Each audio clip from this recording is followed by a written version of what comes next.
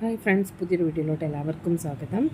അപ്പോൾ ഇന്നത്തെ വീഡിയോ എന്ന് പറയുന്നത് നമ്മുടെ വീടിൻ്റെ അവിടെ പയർ കുറച്ച് ഞാനന്ന് കൃഷി കാണിച്ചിട്ടുണ്ടായിരുന്നല്ലോ. അപ്പോൾ അതിൽ കുറച്ച് പയറായിട്ട് നിൽപ്പുണ്ട്. അപ്പോൾ നമുക്കത് പറിച്ചൊന്ന് മെഴുക്ക് വരട്ടി ചോറിൻ്റെ കൂടെ കഴിക്കാം.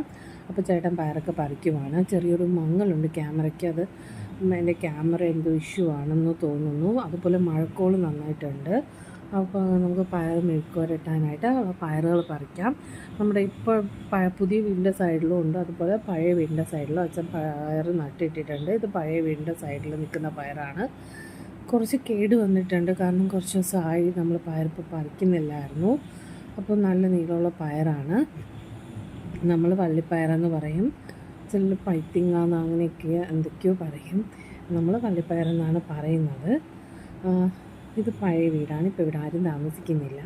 അപ്പോൾ ഇവിടെ സൈഡിലാണ് നമ്മൾ അച്ഛൻ്റെ ചെറിയ ചെറിയ കൃഷികളും കാര്യങ്ങളും. അപ്പോൾ ഇത്രയും പയർ പറിച്ചിട്ടുണ്ട്. അപ്പോൾ നമുക്കിതൊന്ന് വൃത്തിയാക്കി എടുക്കാം മെഴുക്ക് വരട്ടാനായിട്ട്. അപ്പോൾ നമ്മൾ അമ്മ എല്ലാം പയറെല്ലാം കഴുകി കൊണ്ടുവന്നു. പയറെല്ലാം കഴുകി വൃത്തിയാക്കി എടുത്തിട്ടുണ്ട്.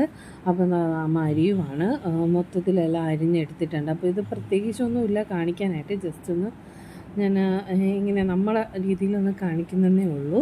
എണ്ണയിൽ കടുകും വറ്റൽമുളകും കരിവേപ്പിലയും കൂടി ഇട്ടിട്ട് എണ്ണ തിളയ്ക്കുന്ന സമയത്ത് എണ്ണ ചൂടായി അതൊക്കെ പൊട്ടി വരുമ്പോഴത്തേക്കും വറ്റൽമുളകും ചെറിയ ഉള്ളിയും നമുക്ക് 2 കാന്താരിയും കൂടെ ചതച്ചതുകൂടി ആഡ് ചെയ്ത് നമ്മൾ ഈ പയറുകൂടി ഇട്ട് കൊടുത്ത് കുറച്ച് വെള്ളം കൂടെ ഒഴിച്ച് കുറച്ച് ഉപ്പൂടെ ഇട്ട് നമ്മൾ മൂടി വെച്ച് ഒരു 10 മിനിറ്റ് ചെറിയ തീയിൽ കിടന്ന് വെന്ത് വരുമ്പോഴത്തേക്കും നമ്മൾ പയർ മെഴുക്ക് വരട്ടി ഇവിടെ റെഡിയാവും.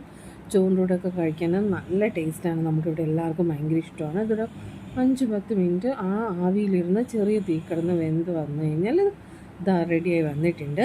അപ്പോൾ വീഡിയോ ഇഷ്ടപ്പെട്ട എല്ലാവരും ലൈക്ക് ചെയ്യണം, ഷെയർ ചെയ്യണം, കമൻറ്റ് ചെയ്യണം, സബ്സ്ക്രൈബ് ചെയ്യണം.